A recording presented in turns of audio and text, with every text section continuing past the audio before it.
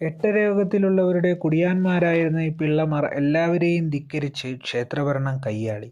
അവർ ശക്തരായി തീർന്നപ്പോൾ ക്ഷേത്രഭരണത്തിൽ കൂടുതൽ ഇടപെടാൻ രാജാവിന് പറ്റാത്ത അവസ്ഥ വന്നു. കൊട്ടാരം തീവയ്ക്കുന്നതിനും ഉമയമ്മ റാണിയുടെ മകളെ മുക്കിക്കൊല്ലുന്നതിനും കൂടി എട്ടുവീട്ടിൽ പിള്ളമാർ മുതിർന്ന കഥ തിരുവിതാംകൂർ രാജ്യചരിത്രം ഘോഷിക്കുന്നു. ക്ഷേത്രത്തിലെ നിത്യനിദാന കാര്യങ്ങൾ പോലും അക്കാലത്ത് മുടങ്ങിയിട്ടുണ്ടത്രേ. അതിനുശേഷം റാണി ക്ഷേത്രഭരണത്തിൽ കൂടുതൽ ശ്രദ്ധിക്കുകയും യോഗക്കാരുടെ അഴിമതികൾക്ക് അറുതി വരുത്തുകയും ചെയ്തു.